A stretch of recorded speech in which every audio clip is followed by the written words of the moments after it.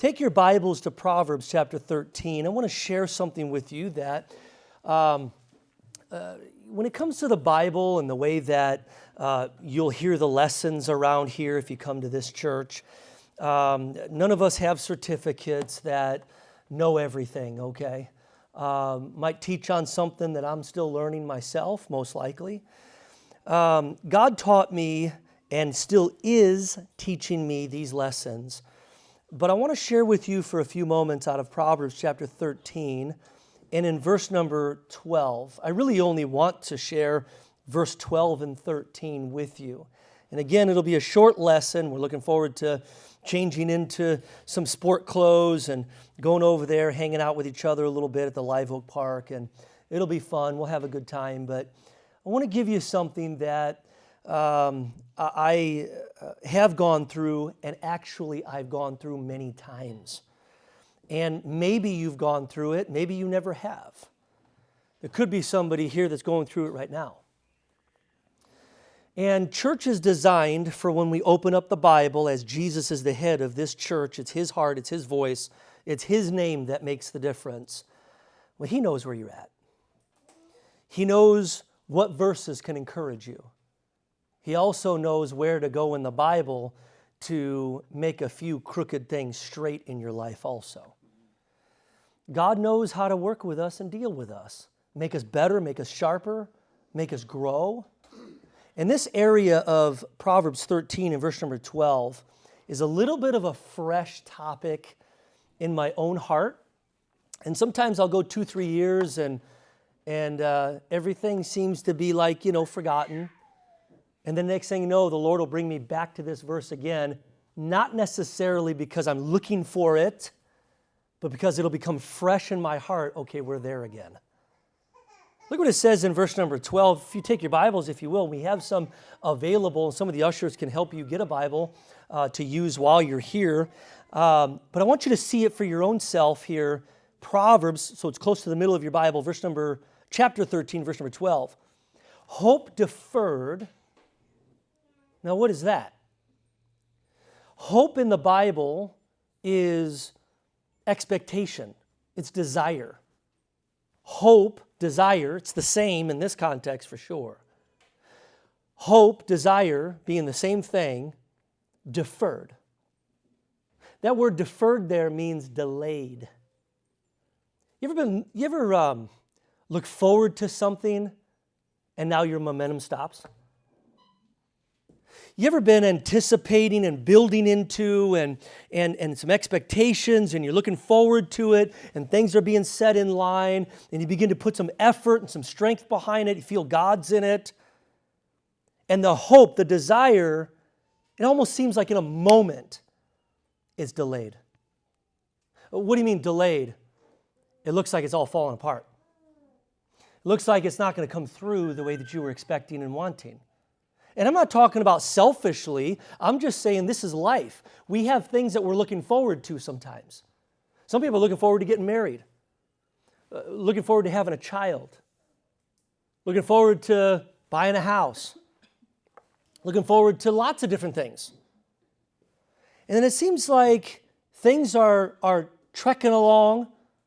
But then in verse number 12 it says, hope deferred, so desire delayed. What happens? It makes your heart sick. What do you mean it makes it sick? You begin to get discouraged. You give up.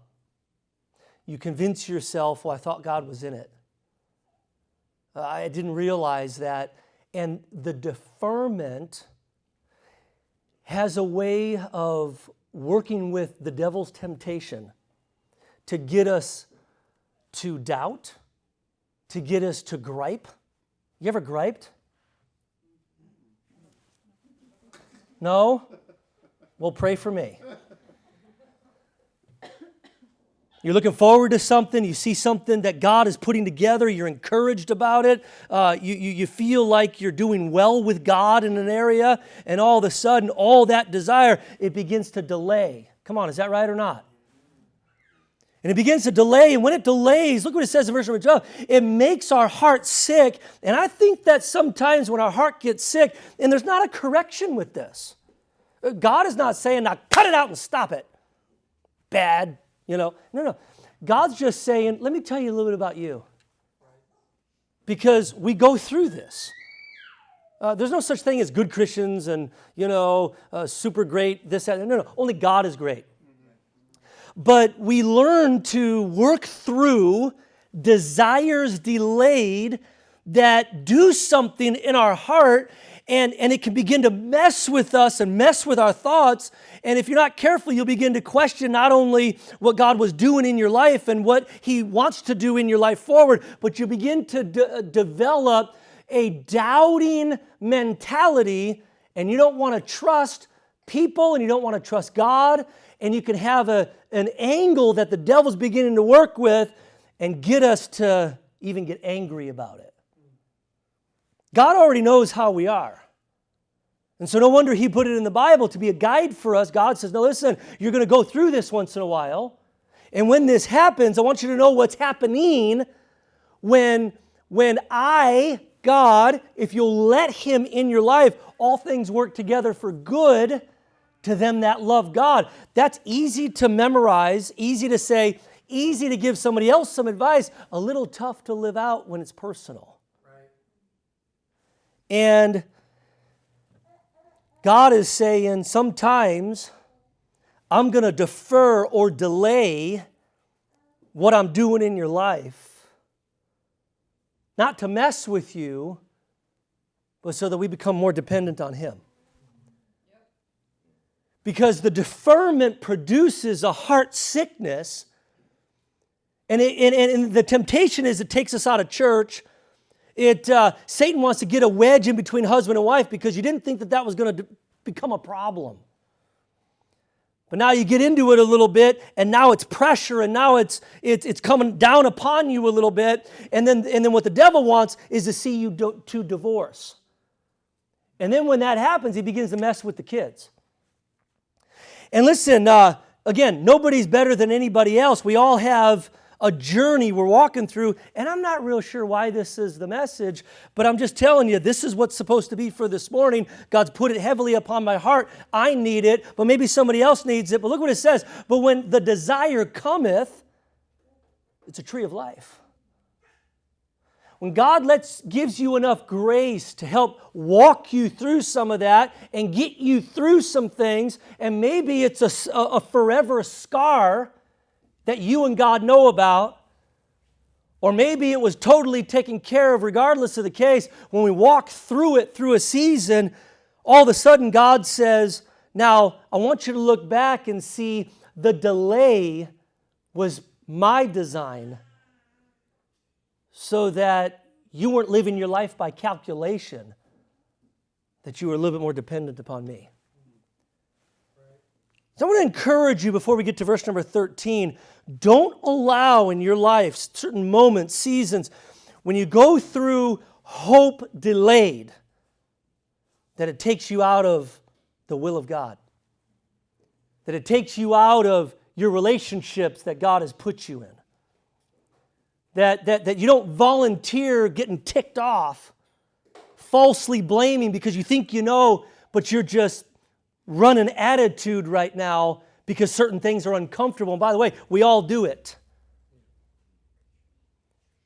You got to be careful not to set yourself up for future failure because you kicked God out during the deferment. Is everybody all right or not? And it says here that when that desire cometh, when God allows enough grace in your heart and in your life, and when we get a little bit closer to Him, and I'm not saying this is a correction. He doesn't allude to that at all. It'd be foolish to add or take away from the Bible. We just need to read it and take it as it's already said. But what He's saying here, God brings this up. And once in a while in your life, you're going to have desire that's delayed. And it's going to come upon you, and it's going to feel heavy upon you. And listen, you're going to have thoughts humanly, and you're going to wonder if God's still with you. And you're going to wonder what God's doing in your life, and you're going to begin to calculate some of those steps and where you missed it. I'm just going to tell you, looking through the patterns of the Scripture here, you may not have missed anything. God just decided to defer or delay. But please be careful. Don't act as if it's a cancel. What are we talking about? I don't know what we're talking about because God's working privately in your life. He's not telling everybody else in the room, but I know what this is about with me. And you might need to just maybe ponder for a second that you know what He's talking about with you. Because the Bible is personal. And when we come, we're all gathered here together, but He does speak to us privately, individually. Be careful that the deferment doesn't develop a closure and an answer, failure, finish, because that might not be at all what God's doing. A deferment doesn't mean you stop. A deferment doesn't mean, a desire delayed doesn't mean that everything was going, we had momentum, and now God's done. That's not true. It just means that God's delaying so that we're more dependent upon Him and less on ourselves. Would you agree with that? And God's telling us here that these things are going to happen, but be careful, it can make your heart sick. What do you mean sick? It'll keep you up at night. You'll wonder a bunch of stuff. You'll struggle trusting people because you got ripped off. There can be a self-advising that can bring a conclusion of closure when God says, wait, hold on a second, what are you doing? Well, I'm done. Well, I never said we're done. Well, yeah, you did. No, I didn't. I delayed. Delayed doesn't mean finish. A deferment doesn't mean we stop growing in God's grace. And God often sees Christians quit on Him, quit on each other when desire is delayed. I'm telling you, don't do that. Let God finish His work in your life. You don't know what He's doing for sure. What do you mean we don't know? Because He's not going to tell you everything. Because then we don't need to trust Him. Then we don't need to rely on Him. Now we're just going off of data. And God says here, whoso despiseth the word shall be destroyed. Wow, look at these couple of verses right here. But he that feareth the commandment shall be rewarded. What did God command? Trust also in Him. All throughout the Bible, God commands that if we're going to reach our potential, if we're going to grow in His knowledge and grace, we're going to have to take Him at His word and trust Him. And it's a little challenging when our hope is deferred. What do you mean our hope was deferred? I didn't know I was going to be here right now dealing with this and this. If I can go back, I probably would re-step, and that's exactly what God says, why I'm not telling you everything, because I wanted you to do that. I'm building your testimony through this. You know, I wrote a few things in my Bible about these couple of verses.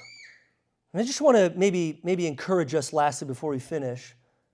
Often the longer the hope is delayed, it makes, or it has a potential to tempt our heart to get sicker and stay sick. What do you mean, sick? I'll never go to a church again. I don't trust them. I'll never marry again because the first one didn't work. Men, you never talk to a woman. Come on. Certain things of the sickness of the heart come out through conversation and through frustration. Am I the only one that gets frustrated? I mean, life can be very frustrating. And when you don't know necessarily what God's doing, because there's a deferment, the temptation that the devil likes to try to get into and mess with us is that he tries to tempt us to develop thoughts towards God. This is what God's doing. He's mad at me because of 19 whatever back then. Oh, I know. No, you maybe not know. Maybe God is that pleased with your life that he can trust you to defer a few things and you'll have a good spirit about it. I'm not saying he can trust me, but I want him to. Not long ago, I don't know, maybe 6 weeks, something like that, 6, 7 weeks, 8 weeks ago, I couldn't sleep through the night, and I was just... You ever have the right answer? You know how to give, you know how to get out of something, but, you just like keep replaying things in your mind. You ever replay stuff in your mind? So why did she say that? Why did this? Why did this? Why do I have to deal with this? And I was replaying stuff. And about 3:30 in the morning, and I hate this because I like a good night's sleep. But I finally got up after staring at the ceiling for at least an hour. My wife says, "What's going on?" I said, "Go back to sleep. I'm going to the church." She goes, "What?" I said, "I'm going to church." And I came into this room. And I think, just to be honest with you, I think I was kind of going through a hope delayed. And I didn't exactly know how I got to that moment, but my spirit was stirred up. I was getting a little frustrated. And I grabbed a hammer and a pry bar, and I started tearing. Well, a wall used to be over here. It's not there anymore because I couldn't sleep in the middle of the night. Don't invite me to your house. I might not be able to sleep. I'm going to go tear down your walls. And man, for hours, in my mind, I turned on some preaching, and I let my speaker open the Word of God and preaching. It took hours and hours and hours for me to just give God the pressure. Some people are good at, just let God take care of it. We're just going to trust the Lord. A lot of people are good at that. For a few of us, we struggle through that, and then finally, when we're totally worn out, we say, "Okay, here. Have it." When all through that whole thing, I didn't need to be carrying all that anyway.